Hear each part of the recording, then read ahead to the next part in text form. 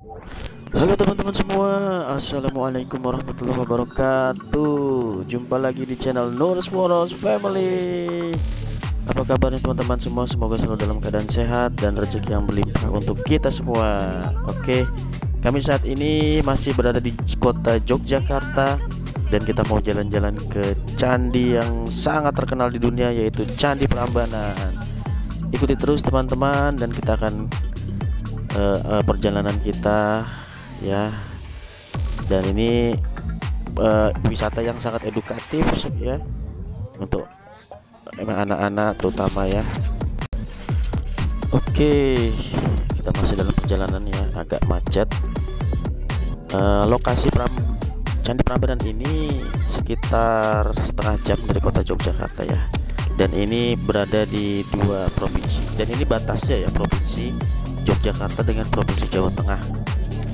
Jadi Candi Prambanan ini berada di dua provinsi kan, berada dalam perbatasan Yogyakarta dengan Jawa Tengah, teman-teman. Oke, ini kita sudah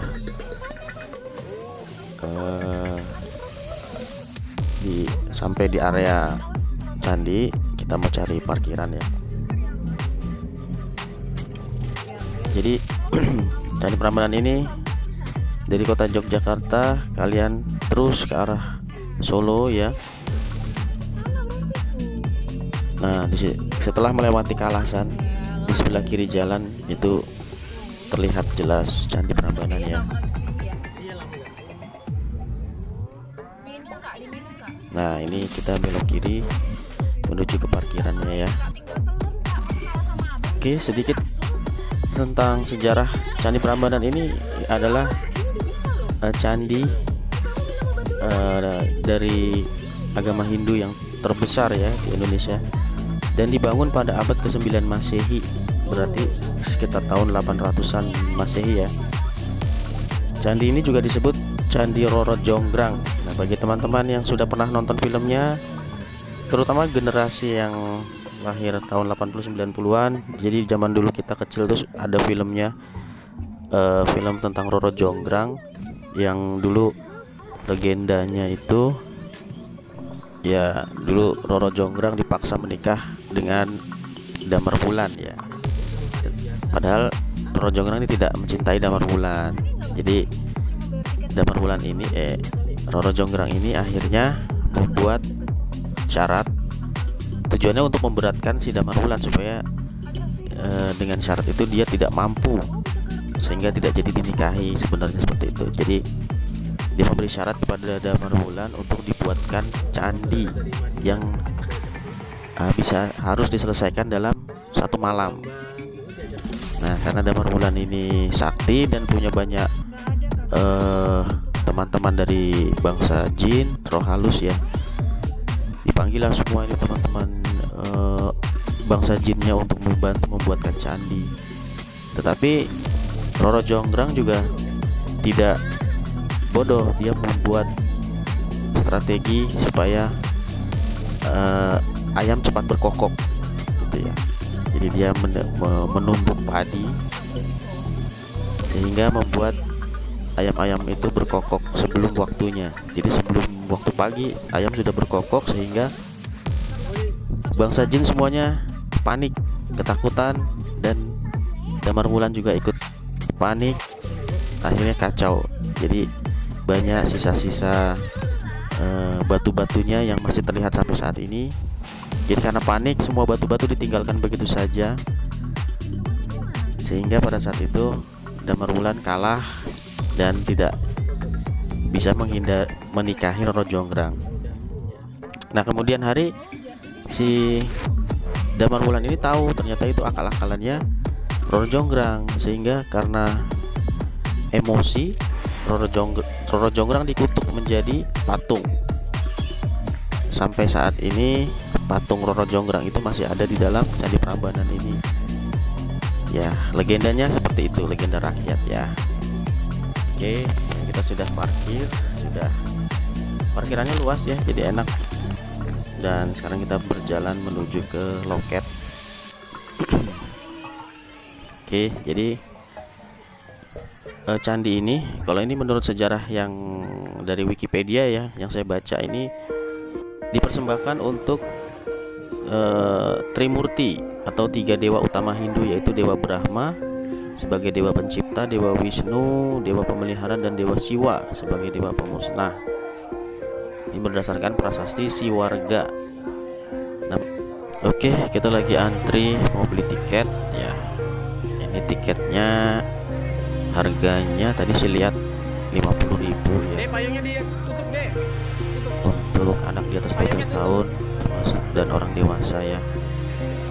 Terus ini waktunya weekend ya, kita sekarang hari Sabtu Minggu. Kayaknya kalau weekday lebih murah ya. Oke, kita mau masuk dulu.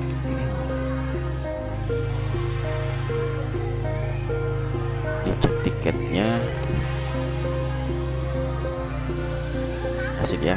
Dan kita ini dilarang bawa barang ya, kecuali makanan pun nggak boleh, kecuali hanya boleh minuman ya.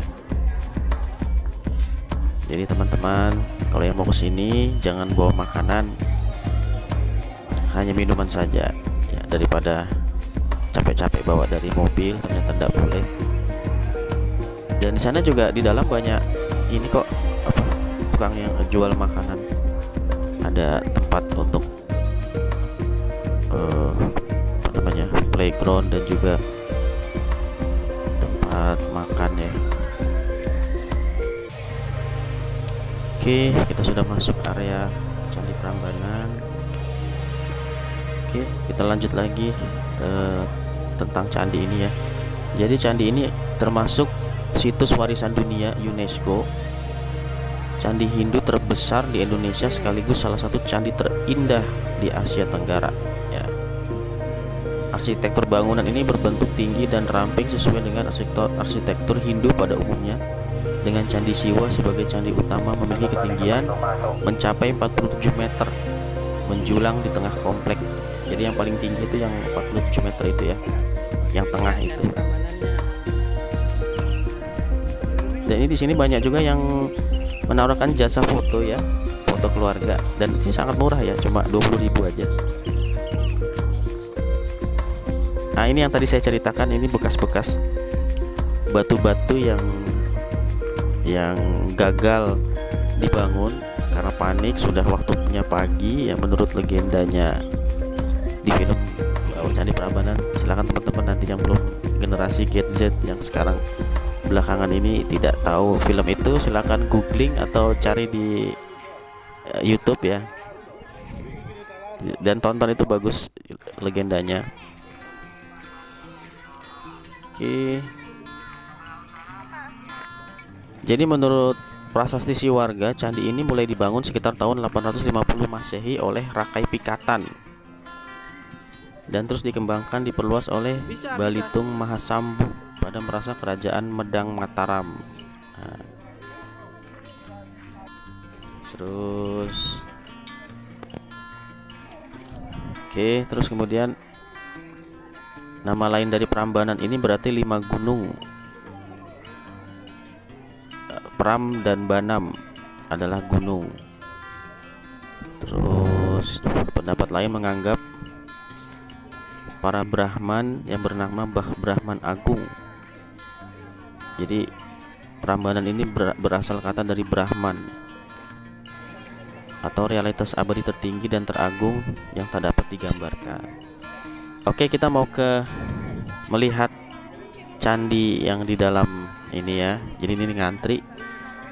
Ini infonya sih, ini bersemayam patung Roro Jonggrang di dalam. Oke, kita setelah ngantri kita bisa masuk, naik ya. Jadi yang tadi kisahnya Roro Jonggrang dengan Damar Wulan itu ya, karena Damar Wulan merasa jengkel karena dia ditipu atau dipermainkan oleh Roro Jonggrang, akhirnya disumpah atau dikutuk menjadi batu. Nah, ini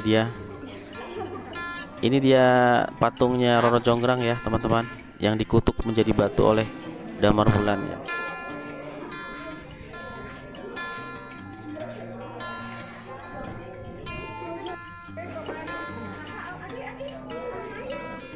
Seperti itu kisahnya, dan ini banyak sekali relief atau apa, pahatan-pahatan di batunya ya. Coba kalian bayangkan bagaimana cara memahat batu seindah ini di zaman itu ya. Zaman tahun 850 Masehi itu seperti apa itu peradaban manusia di zaman itu ya.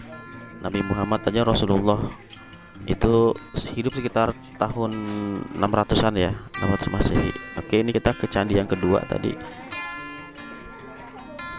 Ini juga banyak relief yang digambarkan, dan itu berkisah tentang, ada kisahnya ya, ceritanya ini ya teman-teman ya. Jadi kayak di Candi Borobudur itu juga ada relief yang diukir di batu-batu. Cuma bedanya dengan Candi Borobudur itu candi Buddha, sementara Prambanan ini candi Hindu ya, itu bedanya. Oke.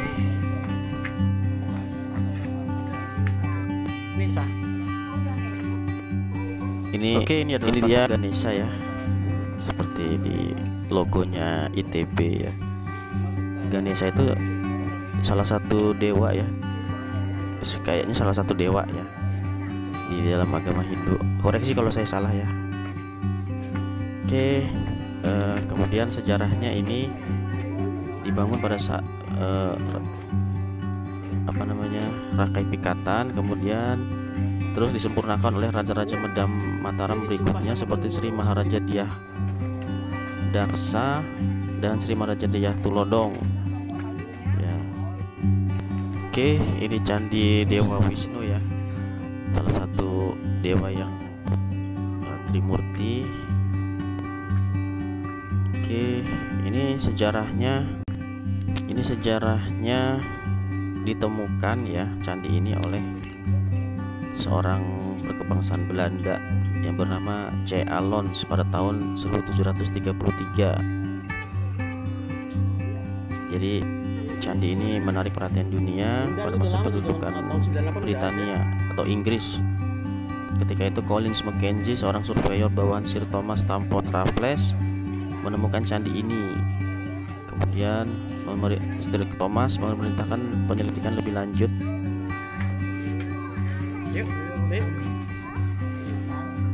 Nah, pada saat itu sudah dilakukan penggalian ya sepanjang tahun 1880-an, tetapi banyak terjadi penjarahan. Terus pada tahun 1855 Jan Willem Iserman mulai membersihkan dan memindahkan beberapa batu dari tanah dari bilik candi. Beberapa saat kemudian Isaac Groneman melakukan pembongkaran besar-besaran, dan batu-batu candi tersebut ditumpuk secara bersembarangan di sepanjang Sungai Opak. Terus arca-arca dan relief candi diambil oleh warga Belanda dan dijadikan hiasan taman. Sementara warga pribumi menggunakan batu candi untuk bahan bangunan dan fondasi rumah. Terus kemudian pemugaran dimulai tahun 1918. Akan tetapi upaya serius yang sesungguhnya dimulai pada tahun 1930-an.